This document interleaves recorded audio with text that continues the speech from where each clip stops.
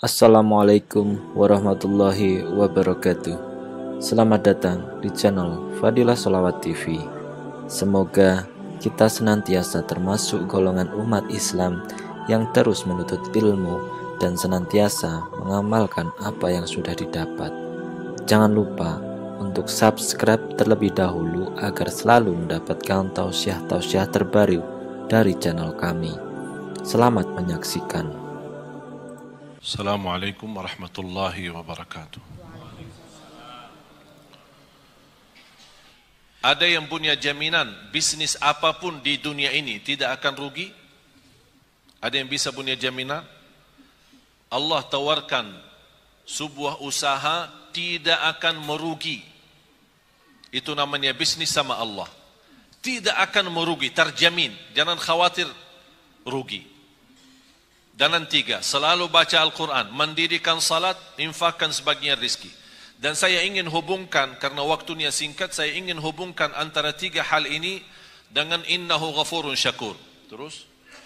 Agar Allah menyempurnakan pahalanya kepada mereka dan menambah karunia-Nya. Allah bukan hanya berkata, usaha ini, bisnis ini, berdagangan ini tidak akan merugi, tapi Allah menambah supaya kita lebih yakin. Allah janji liyuwaffiyahum ujurahum, akan sempurnakan pahala. Jadi jangan khawatir ketika kita beramal tilawatul Quran walaupun ada kekurangan, salat kita walaupun masih banyak bocor, belum bisa ikhlas dan khusyuk. Jangan khawatir, Allah sudah janji akan Allah sempurnakan pahalanya. Jadi jangan salah Allah hitungkan pahala. Yang penting kita fokuskan hitungkan dosa-dosa kita. Soal pahala, Allah sudah menjaminkan sempurna. Hanya cukup itu saja. Allah masih menjanjikan hal lagi supaya kita lebih mantap keyakinan kita terhadap janji Allah. Karena manusia sekarang lebih yakin kepada janji manusia daripada janji Allah. Terus apa yang Allah janjikan? Menambah karunia-Nya. Di sini apa karunia? Allah sebutkan? Allah tidak sebutkan. Ada sebuah istilah dalam bahasa tafsir, kata ulama, kalau Allah menjanjikan sesuatu, tapi Allah sembunyikan, tidak sebutkan, seperti kata ini, Allah menjanjikan sempurna pahala dan menambah karunia. Di sini karunia tidak disebutkan, karunia apa? Kata ulama, itu namanya akan Allah memberikan kekaruniaan yang tidak ada batas. Yang jelas, karunia tersebut akan pasti menenangkan hati. Sebagaimana janji Allah di surat As-Sajdah. Saya sambungkan ayat ini dalam surat As-Sajdah ayat 16. فَلَا تَعْلَمُ نَفْسٌ مَا أُخْفِيَ لَهُم مِّن قُرَّةِ أَعْيُنٍ jazaan bima kanu ya'malun. Tidak ada jiwa pun yang bisa tahu apa yang telah dirahasiakan, disembunyikan oleh Allah dari karunia-karunia yang akan menenangkan hati. Itu kata siapa? Allah. Yang jelas akan menenangkan hati. Mengapa ada bahasa yang akan menenangkan hati? Karena keinginan kita beda-beda. Ada orang diberikan mobil, belum tentu hatinya nyaman. Ya terima kasih saya dapat mobil. Tapi dia punya keinginan yang lain. Ada sesuatu, barangkali sesuatu kecil, tidak begitu besar. Tapi begitu dia terima, dia merasa bahagia, hatinya luar biasa. Itulah Allah membagi bahasa akan menenangkan hati karunia itu. Kenapa ya Allah? Jazaan bima kanu ya'malun, itu balasan Allah terhadap apa yang kalian telah kerjakan. Berarti apa yang kita kerjakan Allah balas. Bukan hanya balas pahala yang sempurna, tapi terjamin karunia yang akan menenangkan hati. Oleh karena itu di akhir ayat ini, innahu ghafurun syakur. Artinya Sesungguhnya Allah Maha Pengampun, Maha Mensyukuri. Apa hubungan Allah Maha Mengampun dan Maha Mensyukuri? Allah Maha Mengampuni ketika kita membaca Al-Quran masih banyak kesalahan. daripada yang salah tapi tidak pernah baca Quran. Salah baca Al-Quran masih termasuk diampuni Allah daripada yang salah tidak pernah baca Quran. Artinya jangan ada yang berkata saya takut salah. Allah sudah berkata Allah Maha mengampuni. Salat, pasti salat kita banyak kekurangan. Sunnah qabliyah ba'diyah, masbuk berapa kali, ketiduran salat subuh, Allah Maha mengampun. Asal ketika kita salat harus kita juga komitmen sama diri. Jangan karena Allah Maha mengampuni kita malah jadi malas-malasan. Justru harus kita menjadi orang yang malu. Allah memberikan kesempatan untuk kita bertaubat dan memperbaiki lagi supaya menjadi lebih baik. Salatnya lebih baik sama Al-Qurannya, lebih baik sedekahnya. Termasuk kata sedekah, apa urusan sedekah sama Allah Maha mengampuni? Pasti dalam memberikan sedekah kita tidak akan terlepas daripada sifat bangga. Merasa diri, oh saya bersedekah, itu ini orang lebih kaya tapi tidak pernah bersedekah. Namanya kan hati, perasaan. Ada ucapan-ucapan, barangkali kita tidak pernah ucapkan lidah, tapi perasaannya yang ucapkan, hati yang ucapkan. Allah mengampuni dosa itu. Terus syakur. Innahu ghafurun syakur. Saya ingin Bapak Ibu tolong kalau bisa belajari hafal dua ayat ini. Surah Fatir, surah 35 ayat 29 dan 30. Dua ayat saja. Belajari, dalami, kalau bisa hafal. Luar biasa manfaat dan dahsyatnya. Memberikan keyakinan yang luar biasa. Syakur. Apa hubungan syakur sama tilawatul Quran, baca Quran, sama mendirikan salat, sama sedekah? Pertama harus kita sepakati apa arti syakur. Ayo, apa arti syakur? Syakur kan Asmaul Husna, salah satu nama Allah. Kalau di bahasa Indonesia kan syakur itu yang maha mensyukuri. Tapi masih belum pas. Dan selalu saya sampaikan ke jamaah, belum ada dan tidak akan ada. Belum ada dan tidak akan ada bahasa yang mampu kupas isi Al-Quran selain bahasa Arab. Bahasa Inggris, bahasa Indonesia, bahasa Melayu, bahasa apapun, hanya kemampuannya terjemah saja. Isinya lebih dalam, lebih terlihat. Mutiara-mutiaranya, keindahannya, tidak ada bahasa yang bisa. Hanya bahasa Arab. Ketika saya membaca innahu ghafurun syakur, saya faham apa maksudnya syakur di sini dibandingkan dengan amalan yang Allah sebutkan sebelumnya. Syakur dalam bahasa Arab, tolong hafal. Huwallazi yu'ti al-ajra al-kathir bil-amalil qalil. Yang artinya asy-syakur yang menjaminkan pahala yang banyak dengan amalan yang sedikit. Itu namanya syakur. Yang memberikan pahala yang banyak dengan amalan sedikit. Mau tahu buktinya? Salat kita berapa waktu? Salat kita berapa waktu? 5. Allah berikan pahala berapa? Tahu enggak pahala salat? 50. Waktu Isra Mi'raj, Allah menetapkan 5 waktu. Apa kata Allah kepada Nabi Muhammad? Kepada umatmu saya perintah 5 waktu dikerjakan, tapi pahalanya 50. Hadis Rasulullah SAW, barang siapa yang menjaga sunnah qabliyah ba'diyah 12 rakaat di Sahih Muslim, 12 rakaat sehari dan semalam, yang namanya sunnah qabliyah ba'diyah, dapat rumah di dalam surga. Barang siapa yang mengikuti salat subuh, ini hadis sahih. Barang siapa yang ikuti salat subuh berjamaah dapat pahala seperti orang salat malam sepanjang malam. Padahal sepanjang malam tidur. Mana kita mampu salat malam sepanjang malam. Hanya dengan subuh jamaah, berjamaah subuh, pahala sepanjang malam kita dapat. Lebih dahsyat lagi, sunnah qabliyah subuh. Lebih baik, lebih besar pahalanya daripada dunia dan segala isinya. Itulah syakur. Amalan sedikit tapi pahalanya besar.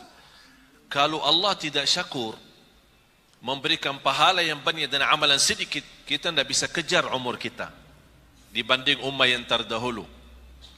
Satu malam Lailatul Qadar, Bapak Ibu, pahalanya 83 tahun, padahal umur kita belum tentu 83. Itulah syakur. Allah memberikan dengan amalan yang sedikit tapi pahala yang banyak. Saya tanya Anda sekalian, ketika ada orang membantu kita, memberikan tolongan apapun, dari segi bantu pinjaman atau bantu kendaraan, kita ada perlu ada acara, kita pinjam mobilnya sebentar. Tapi di saat kita minta tolong orang itu dan dia berkenan membantu, kita benar-benar di saat yang sangat membutuhkan bantuan tersebut. Kira-kira bagaimana perasaan berterima kasih kepadanya? Tinggi kan? Setiap kita doa pasti ingat dia. Setiap ketemu terima kasih. Tidak ada habisnya. Bertahun-tahun masih ingat, tidak akan lupa. Begitu juga Allah sifat syakur. Apapun amal saleh yang kita kerjakan, jangan khawatir, Allah tidak akan lupa kebaikan kita. Tapi yang semestinya kita malu. Sebagaimana Allah tidak lupa kebaikan kita, Allah juga tidak lupa dosa-dosa kita. Tapi subhanallah, tanda Allah syakur, ketika kita berdosa, Allah perintahkan malaikat jangan dituliskan dulu. Disebutkan berbagai macam riwayat, diberikan kesempatan 3 hari supaya taubat. Kalau dia taubat sadar malu, diampuni dosa, tidak perlu ditulis. Dan begitu luar biasa syakurnya Allah kepada manusia. Dan amalan yang sedikit diberikan pahala yang banyak.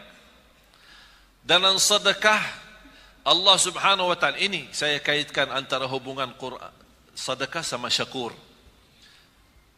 Yang kita beri kepada Allah berapa? Dan yang Allah berikan kepada kita berapa?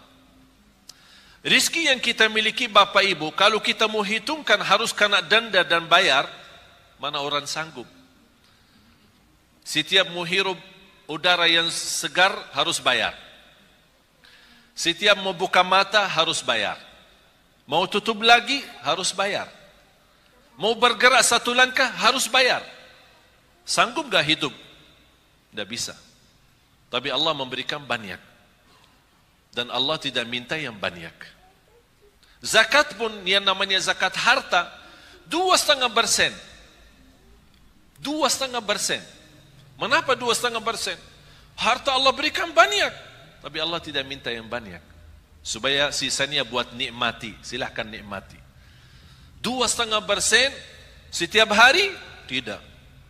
Kira-kira kalau setiap hari 2,5% gimana? Sanggup gak? Setiap bulan? Bukan. Setahun sekali. Contoh, pegawai, karyawan, orang bekerja yang menerima gaji. Kalau gaji Anda 10 juta atau 5 juta. Ustaz, jangan 5 juta terlalu banyak. Ya udah 2 juta. 2 juta berbulan. Dalam satu tahun berapa? 24 juta. Berarti ada zakat kan? Tapi banyak orang salah hitung. Selama 1 tahun Anda punya keperluan. Kontrak, ada kos-kosan, pulsa, makan di jalan, bayar ini, bayar itu, ada cicilan, tagihan handphone, cicilan, bajunya cicilan, semuanya cicilan. Jadi bayarkan tagihan sana sini.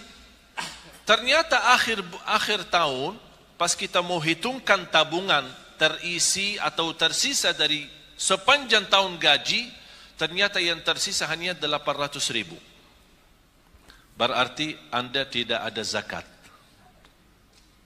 Anda tidak ada zakat. Karena yang terhitung bukan berapa gaji, tapi berapa yang tersisa dari gaji. Faham Bapak Ibu? Tapi kalau bersedekah bebas. Zakat wajib, sedekah bebas. Bahkan ada orang punya kelebihan bersedekah tapi tidak pernah zakat. Mengapa tidak pernah zakat? Karena tidak pernah ada uang. Begitu datang uang, sedekah. Datang uang lagi, sedekah. Berarti zakat tidak ada. Alhamdulillah sekarang umur saya 39, sebentar lagi mau 40.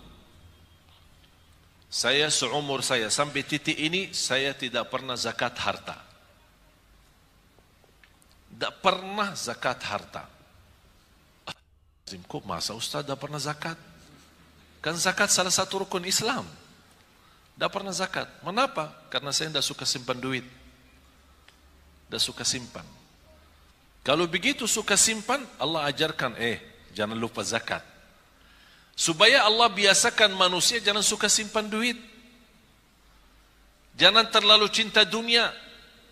Kalau sudah duit terkumpul, begitu mulai kurang angka-angkanya, mulai pusing, sakit. Yang awal-awalnya 50 juta, banyak nolnya, begitu kurang nol, ini nolnya kemana ini? Ternyata nol berharga. Allah menajarkan supaya kita jangan terbiasa cinta nol itu. Supaya mudah membagi. Banyak yang Allah janjikan. Oleh karena itu, titipan yang Allah berikan itu pun Allah tidak perintahkan harus keluarkan semua. Hanya sebagian. Karena Allah syakur, akan Allah berterima kasih kepada anda yang berkenan menwakafkan, berkenan membantu, berkenan mensedekahkan di jalan Allah. Bagaimana tanda Allah berterima kasih kepada kita? Akan Allah berikan kelebihan dan karunia yang Allah sudah janjikan dalam ayat itu. Karunia-karunia yang tidak pernah diduga. Bisa karunia keturunan, bisa karunia penghafal Al-Quran. Ada orang dan Masya Allah rajin sedekah. Saya punya ibu. Ibu saya orang awam. Bukan ulama, bukan ustazah. Awam. Bahkan termasuk buta huruf, tidak bisa baca Quran. Baru saja mulai baca. Bagaimana dia bisa memiliki anak 12? Termasuk saya. 12 bersaudara, 9 laki-laki, 3 perempuan. Di antara 12, 10 penghafal Al-Quran, 30 juz, bukan juz 30. Soalnya mohon maaf, kalau di Indonesia bilang hafiz, banyak orang bilang hafiz. Tapi hafiz cuma juz amma, juz 30. Sudah dianggap diri hafiz. Kalau gelar hafiz kita di Madinah, kalau orang sebut hafiz, berarti yang dimaksud hafal 30 juz. Karena kemarin di tes, ada beberapa saudara kita, para hafiz kita kumpulkan, ada lamaran kerjaan di Qatar, di negara Qatar, mencari imam-imam dan muazzin dari Indonesia. Yang hafal dapat gaji hampir 2.500 dolar US, tambah tinggal, tiket setiap tahun pulang pergi, dan fasilitas kesehatan, anaknya sekolah dan yang lain-lain. Tapi syaratannya hafal 30 juz.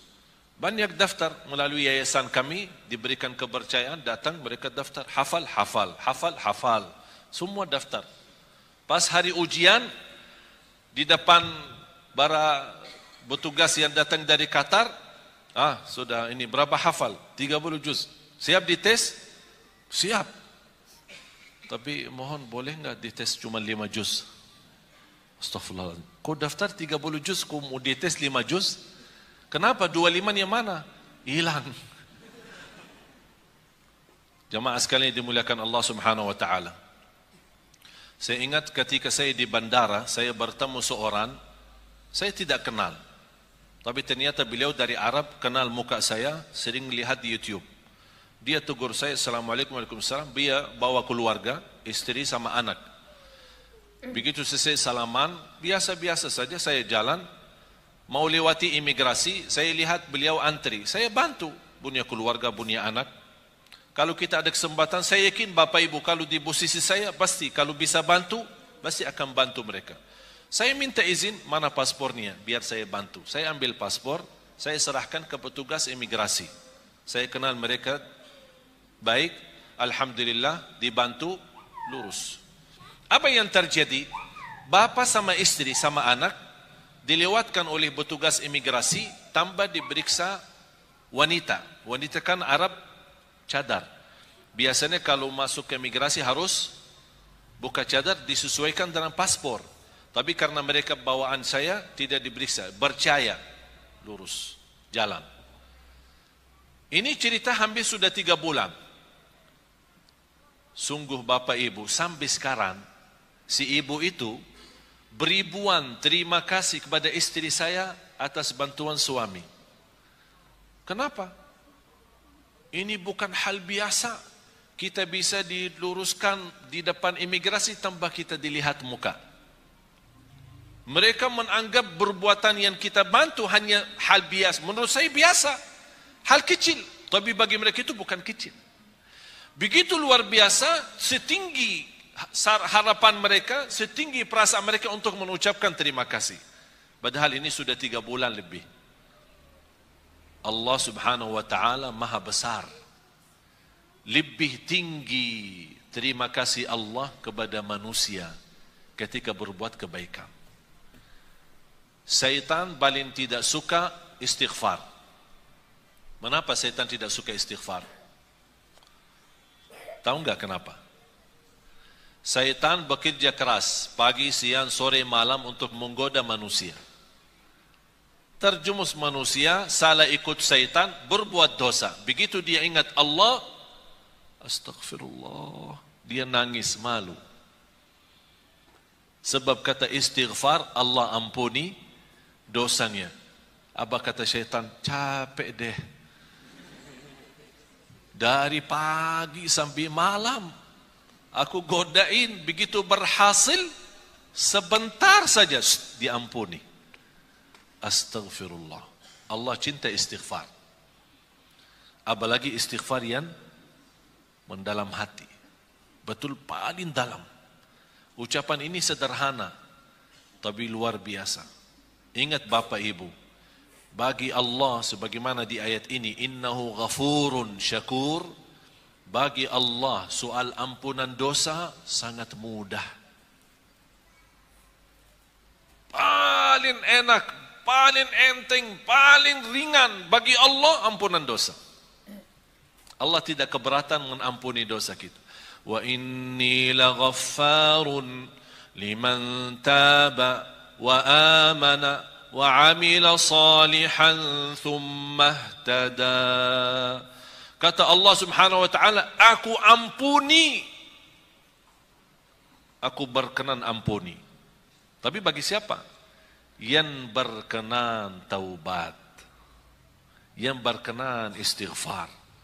Oleh karena itu ketika kita bertaubat dan menangis, titisan air mata berharga di sisi Allah. Dari mana kita tahu berharga di sisi Allah?